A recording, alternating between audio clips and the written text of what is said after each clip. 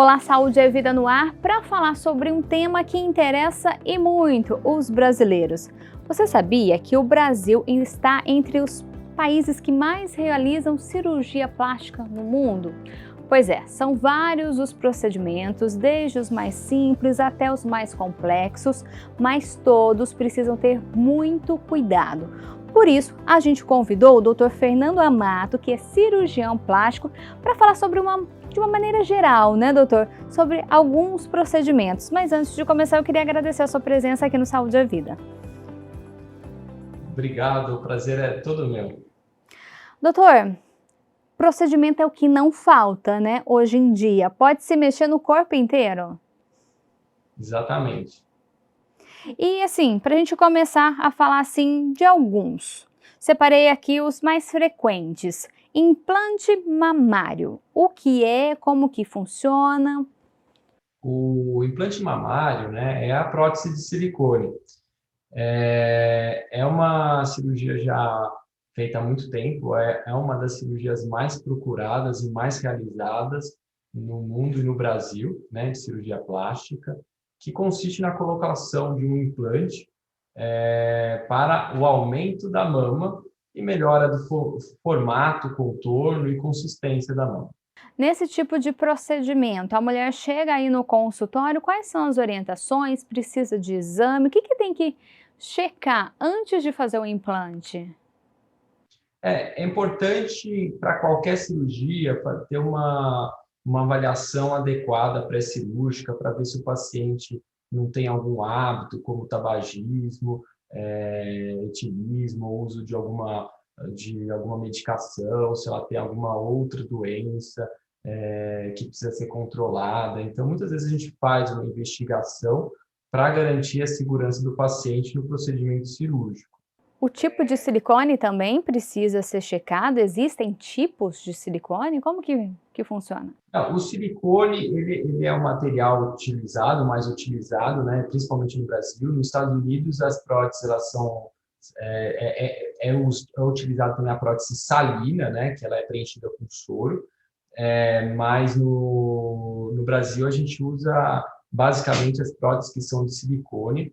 As próteses, elas, além de silicone, ela tem umas que são cobertas por uma superfície de poliuretano. Então, a textura do implante interfere na sua aderência aos tecidos para evitar que ela mude de posição, ela pode rodar dentro do corpo. Então, tem próteses lisas, tinham esse risco maior, mas agora as próteses elas têm textura para aderir melhor aos tecidos e evitar essa movimentação do implante dentro do paciente. E a gente também, na consulta, a gente tem que fazer medidas, né, do paciente, ver o diâmetro do tórax, o diâmetro da mama, para poder escolher o volume ideal para aquele paciente.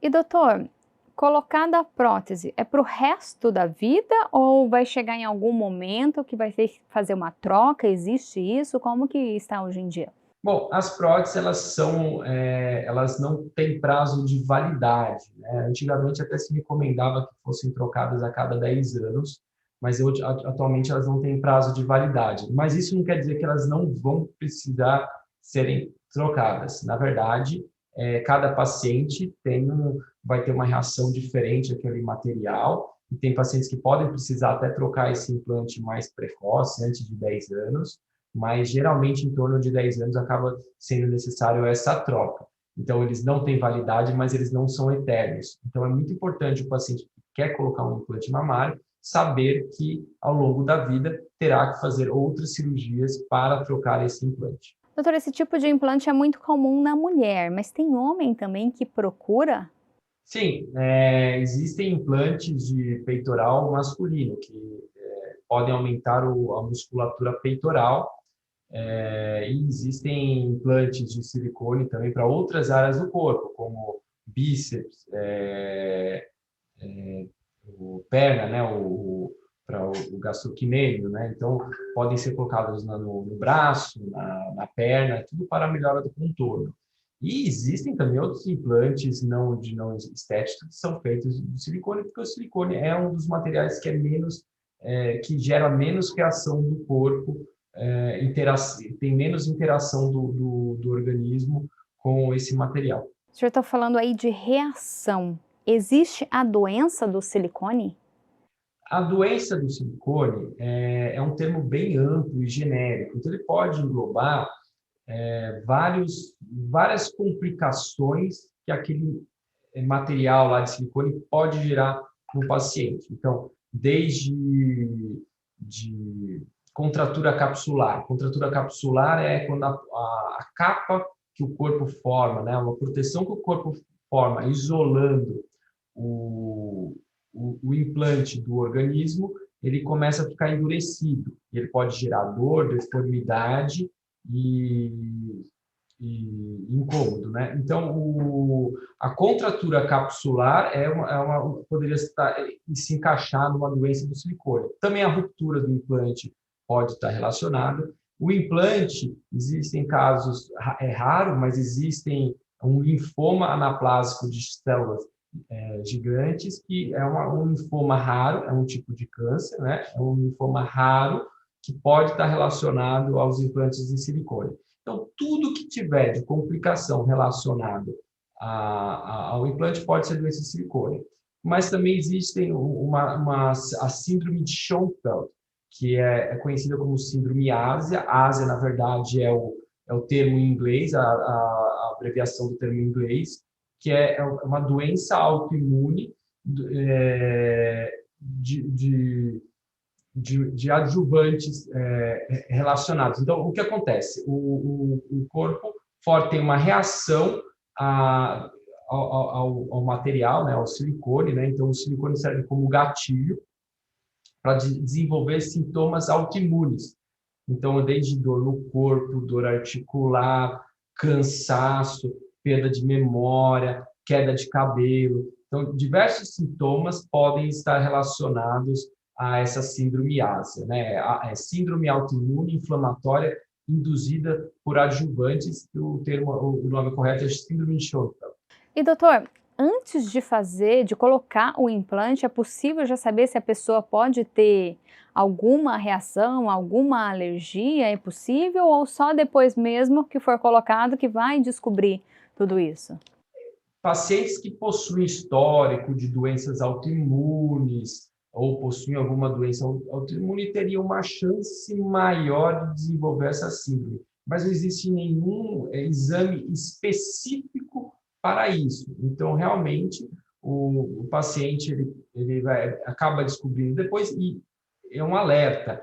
Essa síndrome ela é muito rara. Então, tem muitas pessoas que possuem esses sintomas e acabam achando que é a síndrome, e na verdade pode estar relacionada a uma disfunção da tireoide, a menopausa, e outros sintomas, outras alterações hormonais que não essa doença. Então, o paciente não pode se confundir, porque senão ele pode se frustrar muito tentando resolver o problema, tirando o implante de silicone e continuando com aqueles sintomas, com aqueles problemas e não resolver.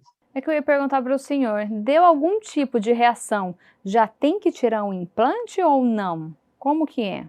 Então, se deu algum tipo de reação, a gente tem que entender o que tipo de reação que é. Se é uma reação muito intensa na mama, precisa ser investigado. Às vezes pode estar ocorrendo, na verdade, uma infecção. Se é recente, logo após a colocação do implante, tem mais risco de ser uma infecção, pode ser um sangramento, pode ser um seroma. Seroma é um líquido inflamatório que forma ao redor do implante. Então, precisa ser investigado, não tem que ter desespero e muitas vezes pode não estar relacionado ao implante mamário. E, doutor, a gente falou aí colocar a prótese, mas hoje em dia também tem muita gente que procura tirar, seria aí o explante mamário, é isso? Isso, a cirurgia de retirada do implante mamário tem sido chamada de explante mamário. A retirada, ela já era procurada, né, por conta dessas complicações do implante, mas muitas pessoas tiravam e colocavam um novo implante. Hoje em dia, está tendo uma tendência dos pacientes procurarem ficar sem implante. A paciente ela já não se vê mais com aquele implante, com a mama naquele volume, e elas procuram tirar o implante e ficar sem. Mas tem pacientes que têm volume mamário, que fazem essa reconstrução e não tem nenhuma sequela muito grande, ficam muito satisfeitas com o resultado. Tem pacientes que já não possuem tanto volume mamário, e quando é retirado esse implante, acaba ficando com um volume mamário muito pequeno. Nesses casos, a gente até consegue fazer enxerto de gordura para tentar reconstituir algum volume mamário. Então não volta o que era antes do implante? Não, não, jamais. Isso em qualquer parte do corpo, doutor? Coloquei na perna, no bumbum, no braço, não vai ser o que era antes, se eu decidir retirar depois. Na mama, a gente tenta aumentar o volume da glândula mamária, né? A mama é a glândula, não é uma musculatura. Já nas outras regiões, a gente acaba tentando simular um aumento da musculatura, né? Então, no braço, na perna, a gente está tentando aumentar o volume da musculatura. Então, realmente, para o paciente, quando fica sem aquele volume retirado, ele vai sentir falta daquele volume que simulava uma musculatura. Então, no bumbum também, a gente acaba colocando a prótese atrás da musculatura para tentar aumentar o volume da musculatura do glúteo, né? Então, acaba que nunca vai ser igual, porque mesmo o implante tem uma consistência mais densa, que a gente não consegue simular com nenhum material do próprio corpo do indivíduo. Doutor Fernando Amato, a gente está conversando com ele aqui no programa Saúde é Vida. Doutor, eu preciso dar uma pausa, chamar um intervalo, mas é rapidinho. Você de casa, não saia daí.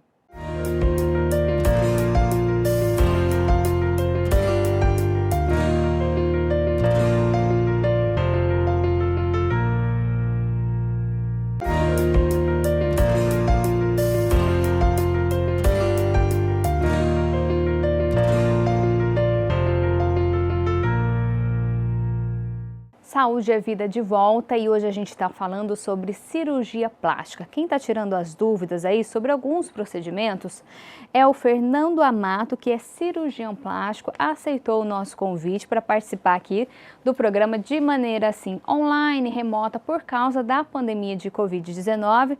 Doutor, mais uma vez obrigada, viu, por participar aqui com a gente e tirar todas essas dúvidas. Prazer é meu, obrigado. Doutor, no primeiro bloco a gente falou aí sobre implante mamário, a retirada, tudo que pode acontecer. Eu queria mudar agora de procedimento, falar sobre lipoaspiração. O que é a lipoaspiração, para não ficar dúvida para quem está assistindo a gente? Bom, a lipoaspiração é um procedimento bem simples, se a gente for pensar, né, que a gente, por meio de uma cânula, né, de menos de meio centímetro de diâmetro, é possível aspirar a gordura do corpo.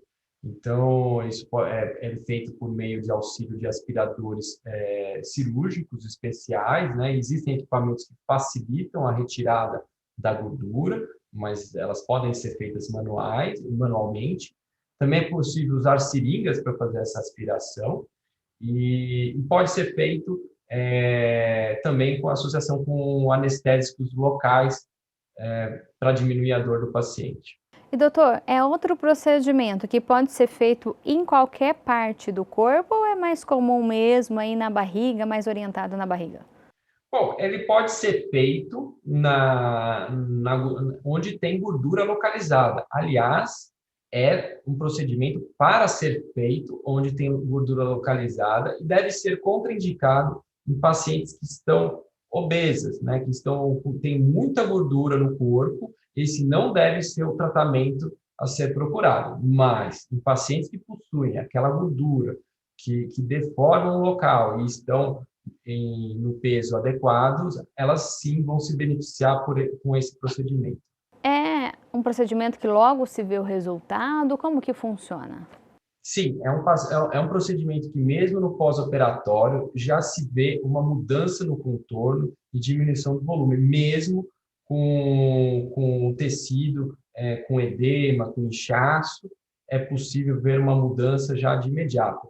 Porém, esse edema, esse inchaço vai demorar um bom tempo para se resolver. Às vezes demora até 6 meses da cirurgia, mas geralmente em 1 mês já tem uma resolução de de mais de 80%, 90% do edema. E doutor, assim, uma dúvida, curiosidade. Tem gente que faz a lipoaspiração, vê o resultado, mas aí depois de um tempo a gordura volta. Isso é porque a pessoa não se cuidou? Não é porque retirou que não pode voltar para aquele lugar a gordurinha? Então, a gente não tira toda a gordura que fica embaixo da pele, porque se a gente fizer isso, a gente vai acabar deixando pele e músculo. E quando tiver pele e músculo, a pele vai grudar no músculo e a gente vai causar algumas retrações, algumas deformidades indesejáveis. Então, sempre fica um pouco de gordura. Mas o paciente que fez uma lipoaspiração, quando engorda, geralmente engorda onde não foi feito a lipoaspiração. Então, fica com o corpo um pouco desproporcional, porque não foi esperado essa mudança de peso. Mas sim, onde foi feita a lipoaspiração, se o paciente engordar, pode sim ganhar algum volume e também perder o resultado. Doutora, eu queria falar agora sobre lipedema, que fala síndrome gordurosa dolorosa. Bom, o lipedema é uma patologia que ela já é descrita há muito tempo, mais de 60 anos, só que é uma doença que foi esquecida e ela tem sido resgatada. Então, os pacientes eles possuem gordura nos membros, ela não acomete o tronco, ela acomete os membros, né? Então, coxa, perna e braços. E essa gordura, ela é dolorosa à palpação e ela possui uma fragilidade capilar. O paciente tem outros sintomas, sintomas de peso, dor, e ela é muito confundida com linfedema, que é um problema de circulação dos linfáticos. Então, na perna, tem muitos médicos que fogem desses pacientes porque o paciente pode ter, eles acham ou acabam achando que o paciente tem um problema de circulação, e na verdade é gordura. E um dos tratamentos, o tratamento cirúrgico, é a lipoaspiração. Mas o paciente, para fazer a lipoaspiração, ele tem que fazer muitas outras coisas, inclusive o controle do peso e controle de dieta, às vezes com alimentos que não causam essa inflamação no paciente, podem melhorar, mas também, além de alimentação, mudanças de hábito, atividade física. A atividade física ela tem que ser com menos impacto, então, muitas vezes com atividades em água, né, hidroginástica, e é isso que seria o lipedema. Então, a lipoaspiração não é só um procedimento estético, também ajuda não sei se pode falar doença? Não, a lipoaspiração, ela é uma técnica cirúrgica para muitas outras patologias, né? Então, a gente usa na estética, mas, por exemplo, no lipedema, aliás, é a única alternativa cirúrgica, né, que é realizada é a lipoaspiração. Mas a lipoaspiração pode também ser usada para contorno da mama em pacientes que possuem deformidades mamárias. A gente usa também o enxerto de gordura para algumas correções de deformidades no corpo inteiro. Então, a lipoaspiração ela é uma técnica que ela tem espaço para muitas cirurgias reconstrutoras. E no lipedema, ela é o tratamento cirúrgico preconizado. Doutor, não tem como fugir desse tema, a gente está aí no meio de uma pandemia. Eu queria que o senhor falasse um pouquinho sobre pandemia e mastectomia. Como que está a relação dessas duas coisas? Pois é, o que está acontecendo é que os pacientes eles estão sendo diagnosticados com um certo atraso, estão deixando de fazer seus exames de rotina, estão deixando de encontrar e conseguir ir ao médico, né? Então, às vezes, eles fazem o exame e não conseguem ir até o especialista. E quando vão até o especialista, tem dificuldade de marcar uma cirurgia. Até mesmo tem alguns momentos que não tem medicações nos hospitais, não tem vagas eletivas. Então, isso acaba prorrogando o tratamento do câncer de mama. E os pacientes que têm câncer de mama, o tratamento ele pode ser mais mais simples, né, com uma quadrantectomia, que é uma ressecção parcial da mama, onde tem um tumor, ou se dependendo do tamanho, né, da evolução, o paciente pode acabar tendo que se submeter a uma mastectomia.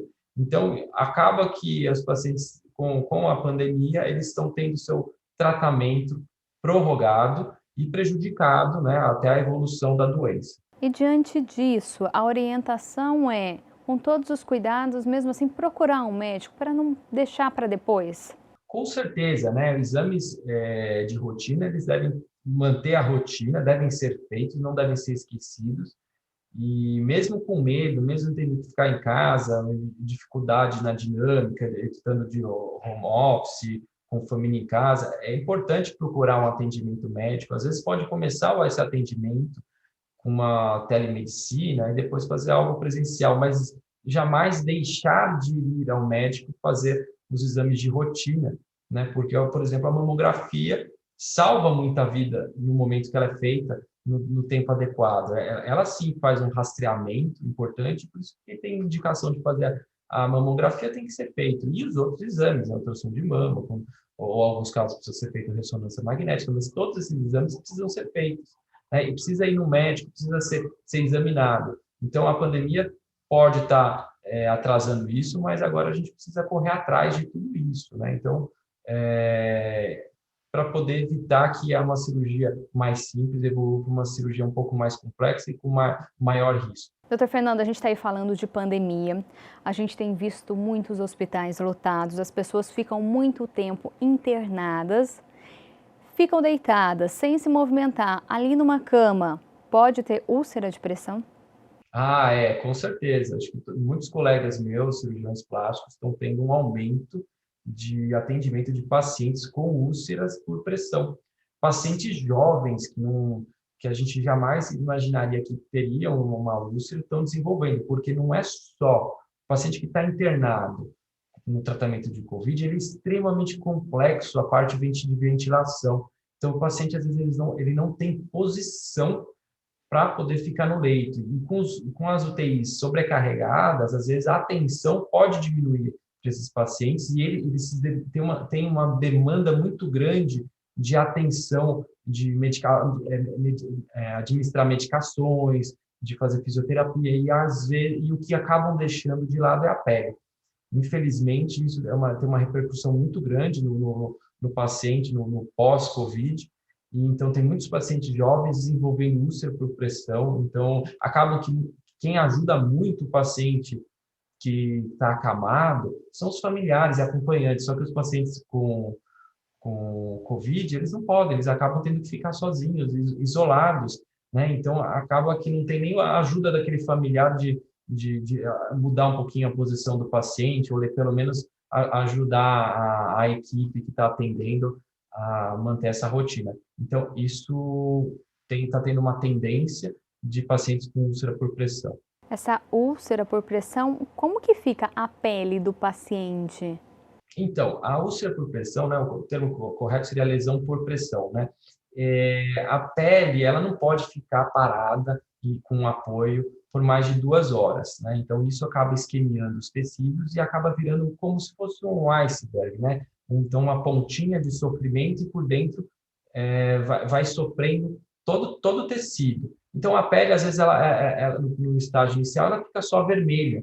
E quando você consegue aliviar, isso retoma. Depois, ela pode acabar formando bolhas, né? Pode até formar necrose de pele e, com o tempo, pode até ter uma infecção local. Então, por isso que é importante uma avaliação até de uma equipe de estomaterapeuta dos hospitais, de comissão de pele e de cirurgia plástica. É mais um ponto aí que os médicos dos hospitais precisam então ficar atentos. Com certeza. Doutor, a gente está falando aí de pandemia, eu queria que o senhor desse uma orientação. Álcool em gel. Todo mundo tem na bolsa, no carro, em algum lugar tem álcool em gel. E aí, quais são os cuidados que a gente deve ter? Olha, eu que sou pai, eu tenho medo desses álcool em gel colorido, né? Então, eu tenho muito medo disso, então, deixar sempre afastado de crianças, né? Ou pelo menos orientar elas a usar, mas Você vê crianças, às vezes, brincando porque é colorido, tudo. Acabam que elas não ingerem, mas elas ficam brincando e, às vezes, pode estar perto do fogo, agora que está no frio, às vezes tem um fogão a lenha, uma lareira, ou algo que esteja usando para aquecimento e pode pegar fogo, né? Então, a gente sabe que o álcool a 70 graus, ele pode 70% ele pode pegar fogo. Então, evitar isso, controlar bem onde está ficando esse álcool, né? Quando usar ele, tentar ficar afastado de fogo até secar ele. É importante ele estar sempre fechado, porque senão ele acaba evaporando, ele acaba perdendo a porcentagem de álcool. E ficar atento com as crianças. O senhor falou em criança. Criança também pode usar o álcool em gel a partir de que idade que é orientado? Porque criança põe a mão em tudo, aí o pai vai lá, passa álcool em gel. Pode? Olha,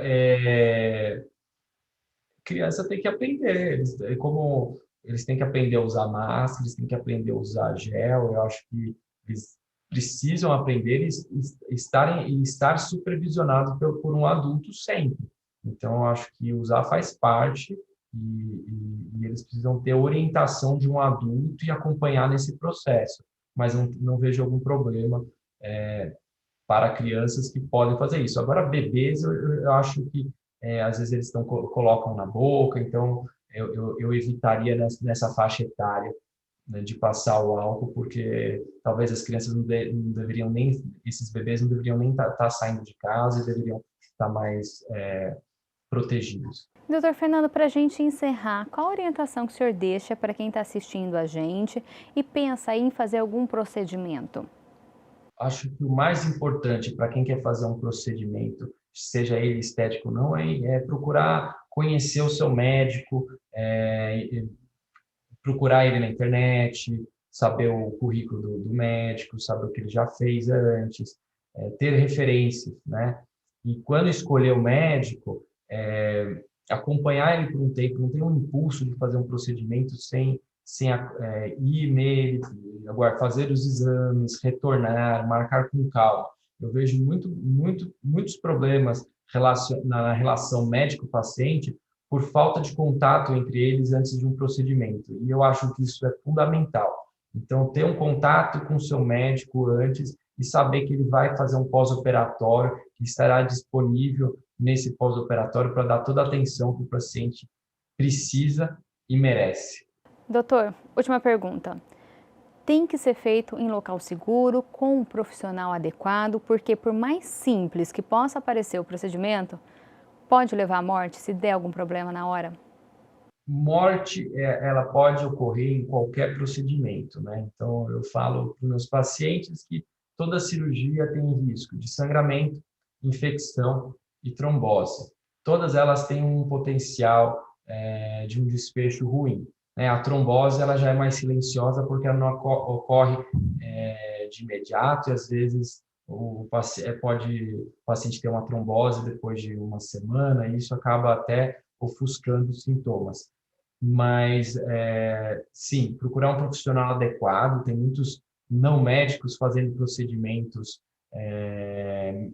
que deveria ser por um cirurgião, isso aumenta o risco, tem não especialistas fazendo procedimentos que deveriam ser por um especialista, e então precisa investigar bem isso e conhecer o ambiente que vai ser feito, de preferência, os procedimentos mais complexos, aliás, os procedimentos complexos têm que ser feitos em um ambiente hospitalar, e quando for fazer um hospital, hospital, tem que entender como que é essa modalidade de hospital-dia, qual que é a segurança que um hospital-dia pode dar, porque tem hospitais que possuem vantagens em fazer esses procedimentos, e algo que os pacientes também podem escolher é ter um pouquinho menos de vontade de resolver tudo de uma vez. Muitas vezes os pacientes querem fazer todas as cirurgias que eles desejam em um só ato, e isso sim aumenta muito o risco cirúrgico, então eu recomendo que os pacientes às vezes até parcelem, né, em etapas esses procedimentos para ter mais segurança. Doutor Fernando, muito obrigada pela sua participação aqui. O prazer foi todo meu, muito obrigado pelo convite. A você de casa também, muito obrigada pela companhia e audiência. Lembrando, quer rever este programa? Acesse as nossas redes sociais, Facebook da TV Câmara Campinas, a gente também está no YouTube e siga a gente lá no Instagram. A gente se vê na próxima edição. Se cuida! Tchau!